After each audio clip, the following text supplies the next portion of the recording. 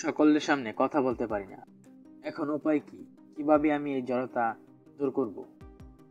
আজকের এই ভিডিওটির মাধ্যমে আপনি জানতে চলেছেন কিভাবে আপনি মুখের জড়তা অর্থাৎ সকলের সামনে আপনি বক্তৃতা দিতে পারবেন। তাই অবশ্যই ভিডিওটি না টেনে দেখতে থাকুন। নতুন হলে সাবস্ক্রাইব করে সঙ্গে থাকুন, লাইক দিয়ে উৎসাহ দিন, বন্ধুদের মাঝে ভিডিওটি শেয়ার করে দিন। এই তো 5 মিনিট পরেই তোমার পালা, বেশিক্ষণ বাকি নেই মঞ্চে উঠতে। সবার সামনে নিজের বক্তব্য রাখার সময় চলে এসেছে। এটা মনে পড়তেই হুট করে তোমার হৃদস্পন্দন যেন বেড়ে গেল। আমার কথার সাথে কি তোমার কথা মিলে গেছে? তাহলে অবশ্যই কমেন্টে জানিয়ে দাও। হাত পা কাঁপতে বা ঘামতে শুরু করলো। আমাদের অনেকের মধ্যে জনসম্মুখে কথা বলা নিয়ে ভীতি কাজ করে। বিজ্ঞানের ভাষায় কে বলে গ্লোসোফোবিয়া। এই সমস্যাটি এড়ানোর জন্য আত্মপ্রচেষ্টার কোনো বিকল্প নেই। বর্তমান যুগে পাবলিক স্পিকিং এর গুরুত্ব বলে শেষ করা সম্ভব না। যে কোনো ক্ষেত্রে এই গুণটি তোমাকে হাজার হাজার প্রতিযোগীর মাঝে অনন্য করে তুলবে। যে কোনো আইডিয়া সবার সামনে তুলে ধরতে কিংবা একসাথে অনেক মানুষকে অনুপ্রাণিত করতে হলে পাবলিক স্পিকিং এর দক্ষতা অত্যাবশ্যক।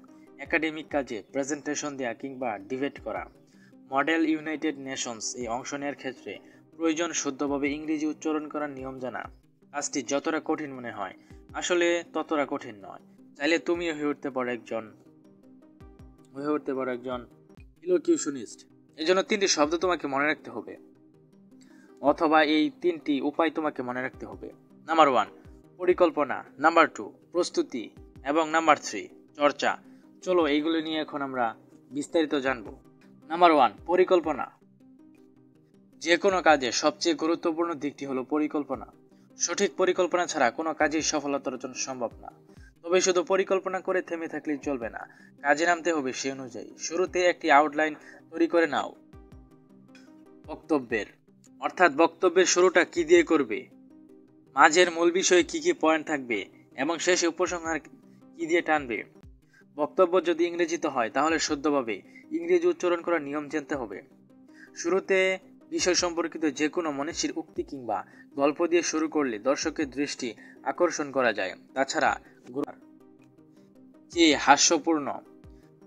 হাস্যরসপূর্ণ কথা শ্রোতাকে বেশি আকৃষ্ট করে, তাই শুরুতেই একটি ছোট্ট কৌতুক দিয়ে শুরু করা যেতে পারে। অবশ্যই তা মূল বক্তব্যের বিষয়বস্তুর সাথে সম্পর্কিত হতে হবে। এরপর তথ্যবহুল কিংবা বিশ্লেষণ নির্ভর আলোচনাগুলোকে সাজিয়ে নাও। তবে মূল তথ্যগুলো সাজানোর সময়ে বেশি গুরুত্বপূর্ণ এবং কম গুরুত্বপূর্ণ অনুযায়ী বাছাই করতে হবে। এরপর অধিক জরুরি তথ্যগুলোকে বক্তব্যের প্রথম দিকে সাজিয়ে নিতে হবে। অনেক সময় দেখা যায় নির্ধারিত সময়ের মধ্যে বক্তা তার পুরো বক্তব্য শেষ করতে পারেন না। অধিক প্রয়োজনীয় তথ্যগুলো শেষে বলার পরিকল্পনা থাকায় তাই সময়ের মধ্যে সকল গুরুত্বপূর্ণ তথ্য যাতে তুলে ধরার জন্য সেগুলো প্রথমার্ধে বলার চেষ্টা করতে হবে। মঞ্চে উঠে আমরা অনেক সময় লিখিত বক্তব্যটি ভুলে যাই। এক্ষেত্রে বক্তব্যকে পয়েন্ট আকারে খসড়াভাবে লিখে ফেলতে পারো। পুরো বক্তব্য মনে রাখার চেয়ে পয়েন্ট মনে রাখা বেশি সুবিধাজনক। খসড়া দেখে দেখে বক্তব্য দেয়া একজন বক্তার অন্যতম দুর্বলতা হিসেবে বিবেচিত হয়। তাছাড়া এতে শ্রোতা একঘেয়ে বোধ করে। চেষ্টা করতে হবে যথাসম্ভব না দেখে সাবলীলভাবে কথা বলার অভ্যাস করা। প্রয়োজনে লিখিত পয়েন্টগুলো সামনে রাখা যেতে পারে, এতে ভুলে যাওয়ার সম্ভাবনা এড়ানো যাবে। তাছাড়া বক্তব্যকে আরো আকর্ষণীয় করে তুলতে দর্শকের জন্য কিছু প্রশ্ন টুকে রাখতে পারো কাগজে। প্রশ্ন করার ফলে দর্শক শুধু একঘেয়েমি ভাবে বক্তব্য শুনবে না, বরং নিজেরাও চিন্তা করার সুযোগ পাবে। দর্শকের মতামতকে গুরুত্ব দিলে পুরো উপস্থাপনাটি প্রাণবন্ত হয়ে উঠবে। প্রস্তুতির বিশেষ একটি অংশ হলো গভীরভাবে পড়াশোনা করা। যে বিষয়ে কথা বলতে হবে সেই বিষয়টি সম্পর্কে যত গভীরভাবে জানবে ততই তোমার আত্মবিশ্বাস বাড়বে। তাছাড়া শ্রোতার নানা প্রশ্নের সম্মুখীন হতে হয় একজন বক্তাকে, সেক্ষেত্রে ওই বিষয়ে গভীর জ্ঞান সে সকল প্রশ্নের উত্তর সফলভাবে সহায়তা করবে। বক্তব্য যাতে একঘেয়ে না হয়ে যায় সেদিকে লক্ষ্য রাখতে হবে। এজন্য নির্দিষ্ট রোডম্যাপ অনুসরণ করতে হবে এবং একটি সুনির্দিষ্ট গন্তব্য নির্ধারণ করতে হবে। সেই গন্তব্যকে সামনে রেখে বক্তব্য প্রস্তুত করতে হবে। প্রস্তুতির আরেকটি বিশেষ অংশ হলো দেখে দেখে শেখা। এক্ষেত্রে প্রচুর ভিডিও দেখতে হবে। এমন অনেক ইউটিউবার আছেন যারা ব্যাকআপ টু হিসেবে আদর্শ বলে বিবেচিত হন। তাছাড়া দৈনিক অন্তত একটি করে টেড টকের ভিডিও দেখা এক্ষেত্রে অনেকটা সাহায্য করবে।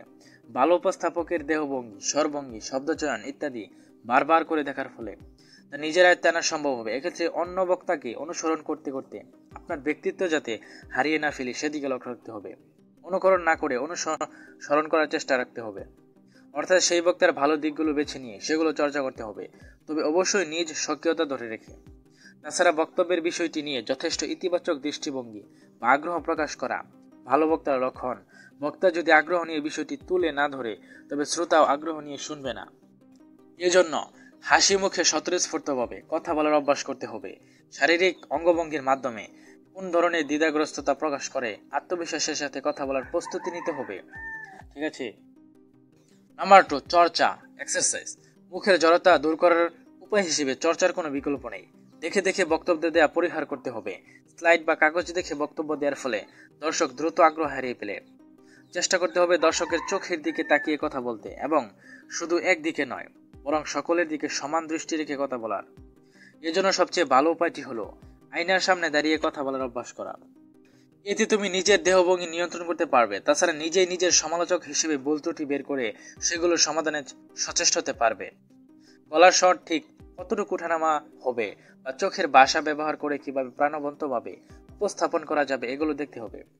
এতে করে আত্মবিশ্বাসও বৃদ্ধি পাবে। যে কোনো ধরনের নেতিবাচক চিন্তা মাথা থেকে ঝেড়ে ফেলতে হবে।